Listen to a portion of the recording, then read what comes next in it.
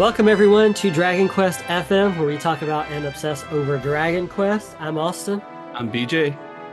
and this week we are talking about turn-based RPGs because a game recently came out, Clair Obscur Expedition 33, that if you're an RPG nerd, you've probably heard of, I'm assuming, but just in case you haven't, Yeah, we're I going to be haven't. talking about... I've seen the name, and I actually thought it was a person. That it was like a Well, Clair you Obscur. Like I thought that was a well you have though, because we've been talking about it this week, so you've heard of it now. no. I've seen the name. I don't even know what game it is. Like no.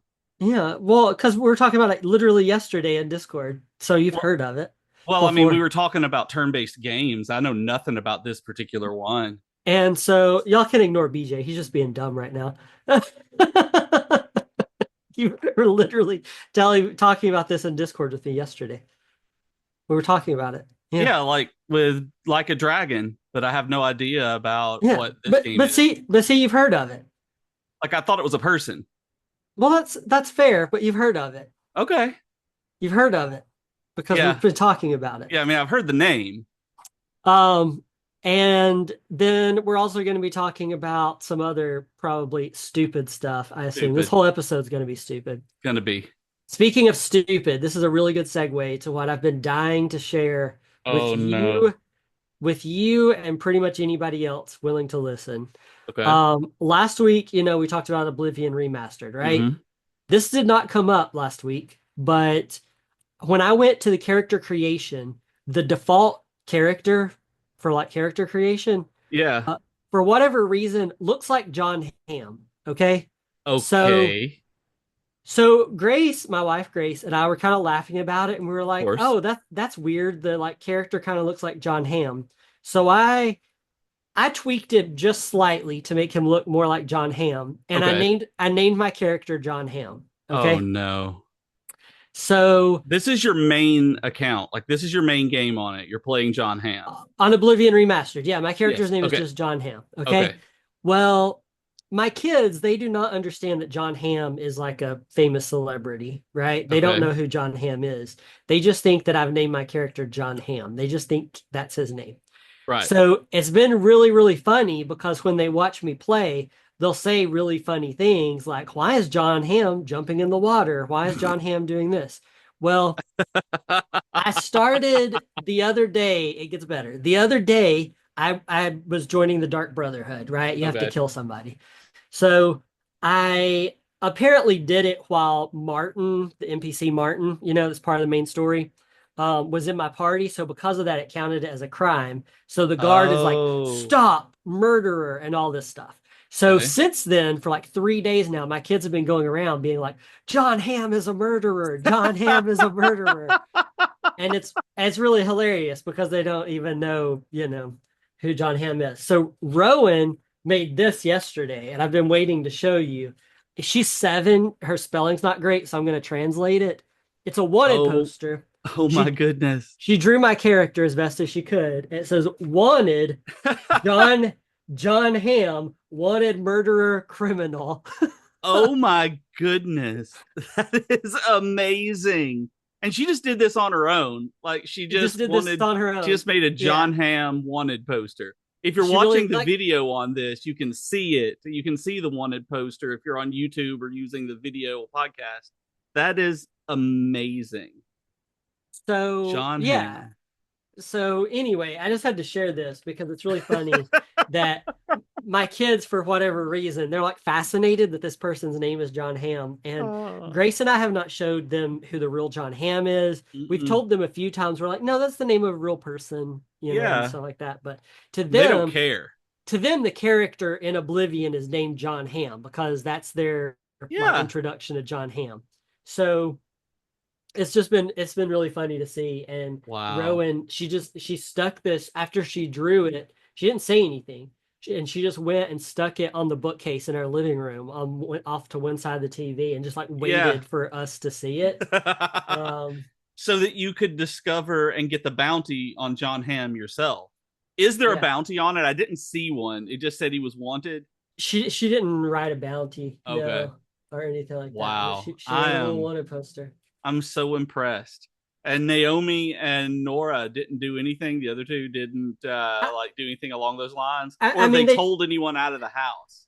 I don't know that they've told anyone out of the house. I mean, they talk about it a lot, and like Naomi is just like anytime I bring up the menu and it says his name, or like in the loading menu where it says my level and like my Uh character's name, she's like John Ham.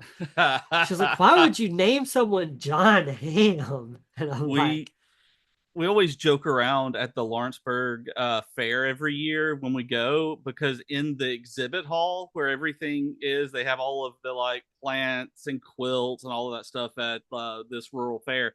One of the things they have is this wooden boxed room that they put off that has screens on it, and the sign above it just says ham show. And Jennifer and I think it is the funniest thing that we're going, and we're just going to the ham show. And it's like, for some reason, the words ham show are some of the funniest things. And it reminds me of this.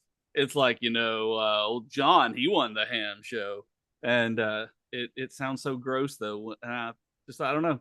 Ham show. he's, I just, John I don't know. Ham won the ham show. Whenever my kids finally get around to seeing something with John Hamm in it, they're going to be like, he's a murderer. It's Um, true, they will. but all three of them are very fixated on that because, the Dark Brotherhood shows up to you and is like, you sleep pretty well for a murderer at the beginning of that Yeah, quest whenever you go to bed that night.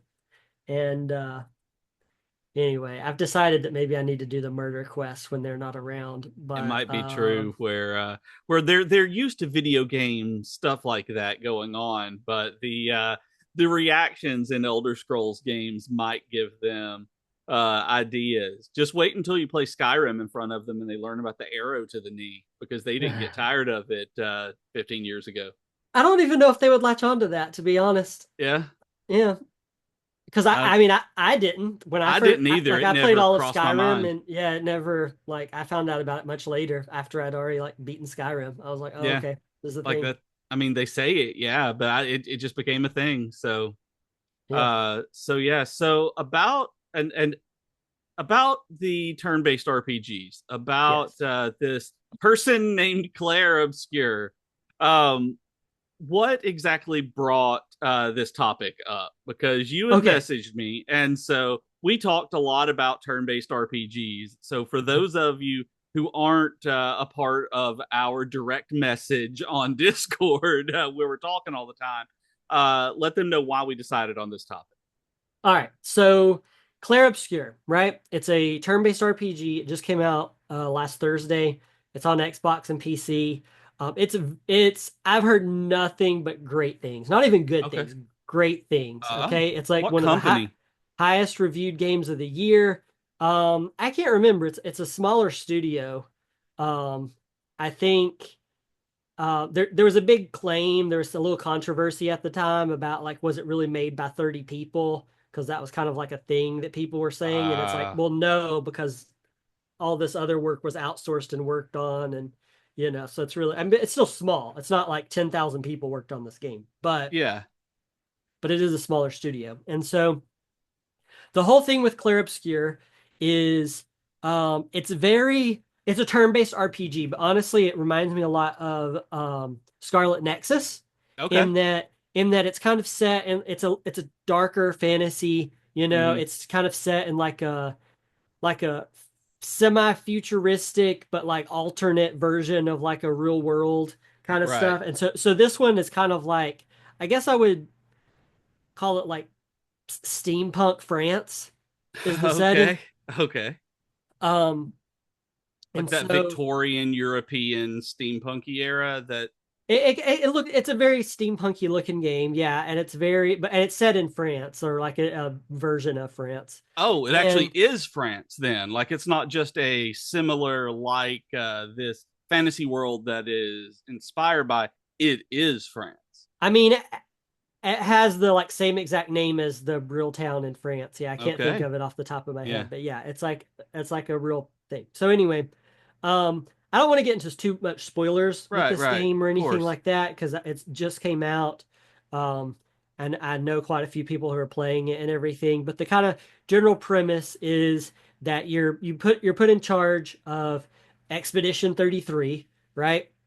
That's the And you're subtitle of the game, by the and way, for those of you who did. I looked it up just now. right. This is not the 33rd entry in the Clair Obscur Expedition franchise.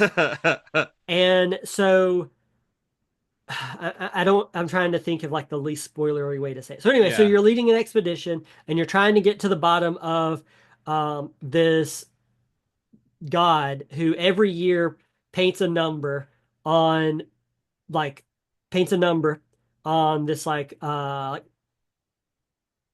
post is Okay. not what it's called, but anyway, it's a post at the end of the day, and is gonna write. Anyway, this goddess writes a number, right? And anybody Uh that huh. is that age at the time gets obliterated from existence for that year. Okay? Oh, just for that year. So like if I think she's called the paintress. So if the paintress paints the number 33 and you're 33 years old, then it's like, see you later, alligator. So because of that, it's kind of like people are like, um, understandably like on edge and Hmm. repressed and all this kind of stuff because it's like could be your number one day. Do they come back? So I'm not gonna say any more about this game Okay, okay. related Well, to I the didn't story. know. I didn't know if that was part of like the premise or not. Like they were on a gap year, If basically. it Okay, I got you. I got you. this is like what you would read on the back of the game, and I'm not going to say All more right. than that Cool. because Okay. people are just going to have to play it. But there are some like pretty cool like twists and turns along the way, Uh huh. and anyway, it's reviewed very well and all that. But the real sticking point here is it's a turn-based RPG, right? And Right. anytime a turn-based RPG comes out, it always starts this very Yep.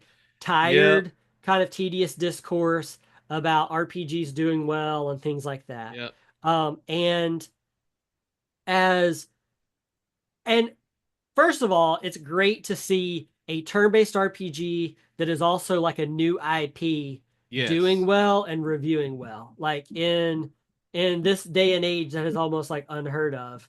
Yeah. Um Because that Baldur's Gate 3, as great as it was as a game playing through it and fun, it still rode being a Dungeons and Dragons Baldur's D&D. Gate game.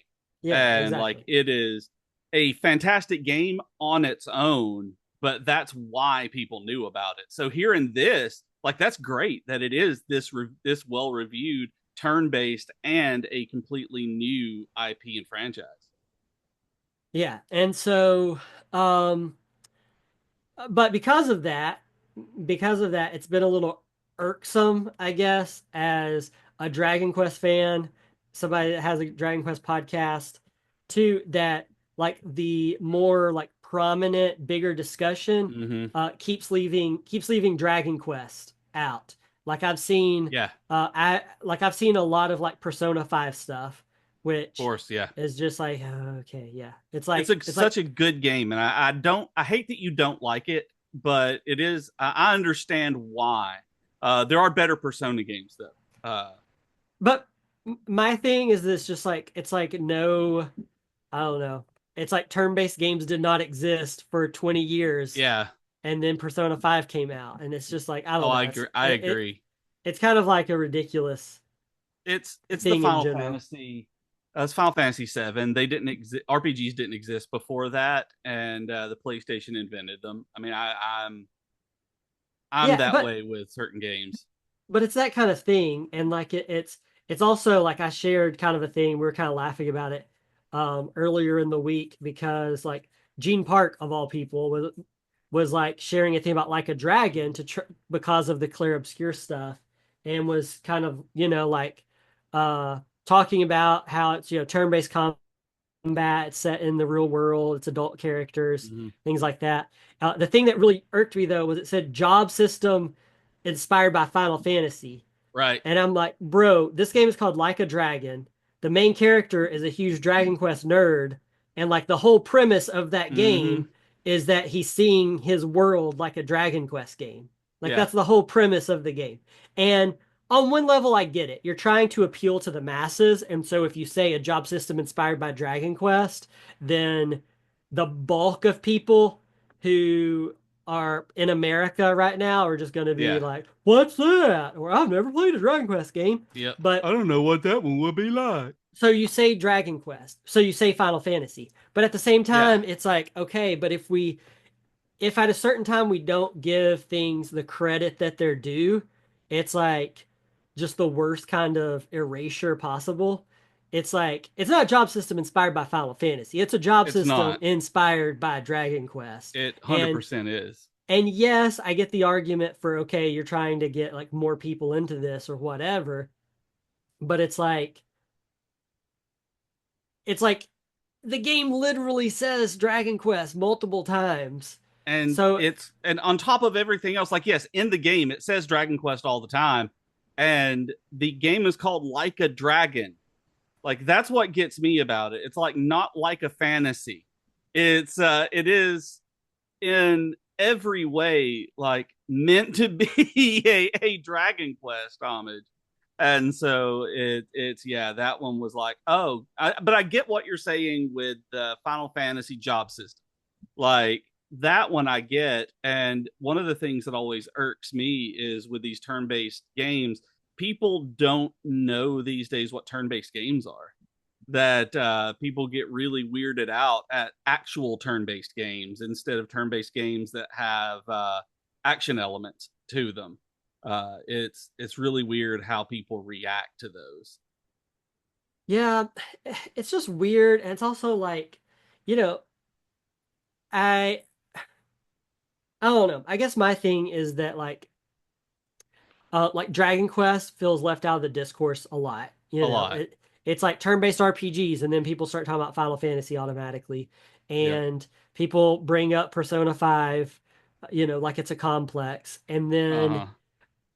but like Dragon Quest gets left out, and another one that I feel like is weird is I'll occasionally see people talk about is Pokemon, where it's like Pokemon's a turn-based RPG, Yeah. Straight up. Like it's one of like the most popular for games in the world, for and like like 30 years. yeah, Yeah, for it's like never deviated outside of Let's Go. And well, I haven't played Arceus, so well, I don't well, know if the Legends games are turn based or not. To be honest. well, if you talk about, I mean, you have like Stadium and different spin-offs, yeah. But in terms of like mainline games, yeah. I mean, we're always turn-based. Yeah, yeah, Um, that's what I mean. And so it's like, yeah, all the mainline games are turn-based. Pokemon is one of those franchises that the last time I checked, it was the most profitable franchise of all time. Like it surpassed like Mickey Mouse and Hmm. Mickey Mouse and Friends, which is like crazy to think about It's considering bazonkers. that's existed for like 100 years and Pokemon's been around for like almost 30. Almost 30. Um, and so it's like crazy to think about, but also it's like, okay, well, if the most profitable franchise of all time is technically a turn-based RPG, why are we even having like a discourse about like whether or not turn-based RPGs can be successful? Right. Because the answer is yes, because literally all you have to do is go look at Pokemon. Like Hmm. ignore Final Fantasy, ignore Dragon Quest. Can you believe I'm saying that right now? But No, I can't on like Dragon Quest FM. ignore all these things and just go look there and you automatically have your answer and you don't even have to like Yeah. argue it anymore. And that And people love it. Not even that it's profitable, not even that it sells, is that people eat it up. Like yeah, like that people find it so much fun that it they becomes that like that they become obsessed with it over anything else in the turn-based like just the everything about it. Like yeah, you have to look gosh, yeah. yeah. And so I think like it's like yes, the turn-based discourse is very like annoying and it's sad that every time a turn-based game comes out and does even minutely well that like this conversation comes up, but at the same time like it's really cool to see that like I don't want it to take away from like the game itself, like Clair Obscur, Yeah, right? Like people are throwing around Final Fantasy. I know we're ourselves throwing out like Dragon Quest and stuff like that. But like at the end of the day, like Clair Obscur, like those people just made a really good game. I mean, right.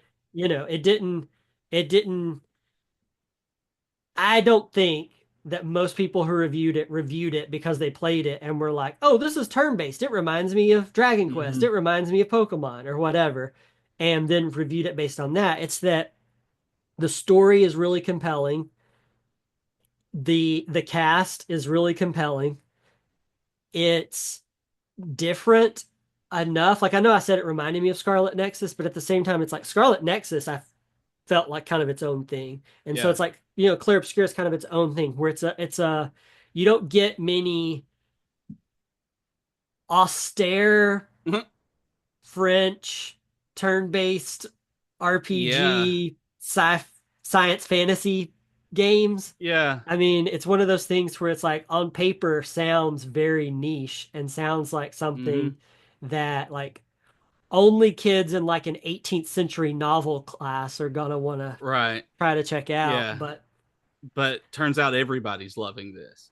and apparently they're already making a movie. Like I thought Split Fiction got movie rights really quickly, but they Yeah. announced a Clair Obscur movie already. Wow. And I think actually it's because of Split Fiction and now Clair Obscur, it Hmm. actually makes me think that they're doing things with video games similar to what books do, where it's like Yeah. before it comes out, they've already sold the rights Sold. Yeah. I was to thinking about that. someone. That good job on the marketing department for getting ahead of that. That Yeah. they were already working on it because it's such a fast turnaround. There's no way that it wasn't in their hands before to get optioned before. Yeah, but also I'm wondering like how that happens because Mhm. it's like the game hasn't reviewed yet, so you don't know if it's good. Yeah. So like what if I assume that studios will buy up the movie rights and then for the option, and Yeah. then if it does, if it breaks a sales record or and reviews really well like Clair Obscur did, like Split Fiction did, Hmm. then the movie studio will be like, "Oh, it's reviewing well. People seem to like it. So yeah, we're Yeah. gonna move forward with this movie." And then they announce it, Yeah. because like in most of the cases, it's like the Clair Obscur thing. It's like, "Hey, we're making a movie. We're looking for Yeah. a director and actors." And Uh-huh. it's just like okay, yeah, like it's gonna be a little Like while we want to before make a that movie movie. comes We're out. at the we're at that stage where we haven't even talked to people yet. But yeah. Yeah, and like Split Fiction, I think has moved slightly faster. I mean, they have what's her name? Sydney Sweeney Oh, is do they? cast in I don't it. know. I Yeah, know my wife nothing. my wife was telling me about it. That's cool. Um, because my kids are like obsessed with Split Fiction right now. It's super good. Like I will say, like playing it with you was really really awesome. It Jennifer and I haven't gone back to get it or started It Takes Two or Brothers again, yeah. but it's definitely something that we're going to do. The Split Fiction movie I'm a little indifferent to because I think Split Fiction story is lame. Um, Yeah. I think the story and the writing, like just the Hmm. premise of it is pretty lame and cheesy. Yeah. And but the gameplay is super fun. So good. Yeah. And so to me, it's kind of like a movie. I'm just like, I The don't that I don't know about the that. basic premise as a game, like splitting between fantasy and sci-fi worlds, is awesome as a premise. It's the actual like narrative of someone trying to suck out their ideas and doing this because you and I as writers and creators, I know is where this kind of bias comes in. It's like we have so many ideas for so many different things. It's like that's great. You can have these ideas. Here, I will give people ideas like they're not really worth a whole lot.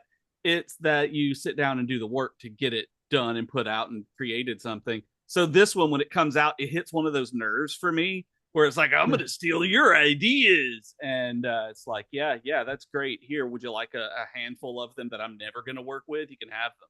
Well, I don't know. To me, it's just about like like even you saying writers and creators, like I had to fight rolling my eyes and sighing heavily. Like just the whole like I don't know that, but also like talking about like writer processes and stuff. I Yeah. hate that kind of stuff so much. And like and the thing with Split Fiction is like there was that one moment where you and I played it where like the villain like spouted off like five cliches all like back to back all in one cutscene. He was like, my machine is almost ready. And he was like, I mean to save the world. And it's just like, bro, like it's it's like somebody saw like all the bumper stickers that like villains would have on their car and like decided that this guy was gonna like those were gonna be the next few sentences he spoke. Like Um, that's true. Like it was a villain monologue out of it was a Mad Libs villain monologue where you just it was great. Where it was very obvious that it was done basing it on the like they knew they were cliches. Like they have to. If they didn't, they thought that was good. Like good. I'm using air quotes, but I don't writing. know. I don't know, but I think that's my whole problem with that game is like the whole thing feels like that, and it's like them talking about like I don't know, like pulling in life experiences for this Yeah. sci-fi story and about like all this stuff. I don't know. Hmm. I I know just like it gets really precious about writing, and I'm not precious about writing. I just don't buy into that whole kind of like I don't know. Like I would rather hold my head underwater for 10 minutes than listen to anybody talk about their writing process. Like myself included. If I ever spend 10 minutes talking about my writing process, like I hope someone just like puts me out of my misery.